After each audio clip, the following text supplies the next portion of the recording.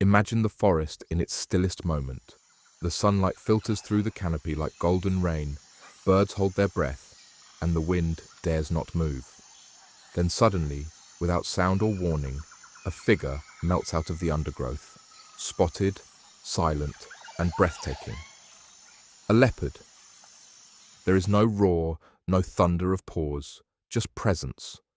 The kind of presence that makes your heart thump before your mind even registers what you're looking at.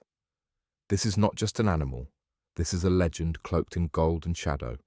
From African savannas to the misty forests of Asia, the leopard reigns as the quiet monarch of wild places. A creature of elegance and danger, mystery and grace, crafted by nature to be both invisible and unforgettable. The leopard is a masterpiece painted by evolution, every muscle and movement a stroke of wild genius. Its rosette-covered coat isn't just beautiful, it's camouflage that allows the animal to vanish into almost any terrain. Jungle, savanna, mountain or desert, the leopard does not adapt to the world. The world adapts to the leopard. Its eyes, glowing with a deep golden light, can pierce the night, scanning for even the smallest flicker of motion. Its body is built for stealth, not speed. It doesn't need to chase when it can appear inches from its prey like a whisper in the dark. With jaws like steel traps and claws like hooked blades, it seizes the moment and disappears before dawn. The leopard doesn't just hunt. It haunts. The leopard walks alone, not out of loneliness, but out of choice. Unlike lions that form prides or wolves that run in packs, the leopard lives a solitary life, a shadow gliding through moonlight, a king without a court. This independence is part of its charm and part of its survival. Solitude means freedom. No competition, no noise, no compromise. Each territory is a personal kingdom, marked with the silent signs only leopards understand. Trees scratched with claw marks, the scent of passage on a low bush, the echo of a growl too deep to forget. It doesn't need to be seen. Its absence is its presence. Even in silence, the leopard speaks volumes. Have you ever seen a leopard that didn't want to be seen? You haven't. That's the secret. The leopard doesn't need to run or hide. It becomes the terrain. In forests, its golden coat blends with the sun-dappled leaves. In dry grasses, its spots mimic shadows. Even in snow or desert sand, there's a leopard that wears the right cloak. It is the ultimate magician in nature's circus. Its tail balances it like a tightrope walker. Its eyes read the night like a book, and its footsteps leave barely a trace. For the leopard, invisibility is not just survival, it's an art form. Watching one is like witnessing a poem unfold, line by line, without ever knowing how it began. Look up. There, above you, where the sun flickers through green leaves, rests the prince of predators. Leopards don't just walk the earth, they climb above it. While others hunt on land, the leopard has made the trees its throne. With jaw-dropping strength, it drags prey many times its size high into the branches, away from lions, hyenas, and scavengers. There it feasts in peace, the wind swaying around its golden form like nature's applause. This arboreal habit makes the leopard unique, almost mythical. It's the hunter that comes from above, the ghost that lives in the canopy. In this elevated realm, it naps, eats and dreams, hidden from the chaos below. From the dense jungles of Sri Lanka to the snow-capped mountains of the Himalayas, from African grasslands to Russian forests, the leopard has worn many faces.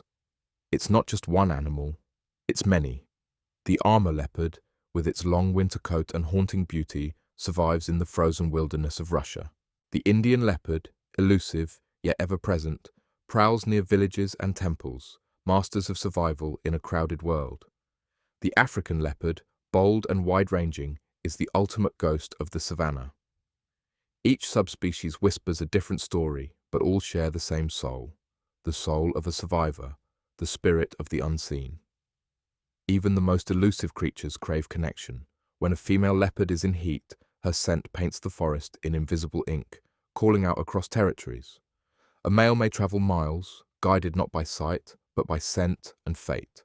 When they meet, it's not all tender moments. There's power, tension, and cautious curiosity. Their courtship is brief but intense, full of growls, stares, and sharp understanding. After mating, the male fades away into the dark, and the female prepares for something miraculous. Life begins in silence. In a cave, a hollow or thick brush, she will give birth to tiny blind cubs, spots already showing like whispers of their future. She is fierce, she is focused, she is a mother. The leopardess becomes more than a hunter. She becomes the heartbeat of the forest. With unbelievable patience, she teaches her cubs the ways of stealth, the art of hiding, the poetry of the stalk. Every step they take is a lesson. Every climb, every pounce, every mistake. Her love is not loud. It's protective, precise, and deeply powerful.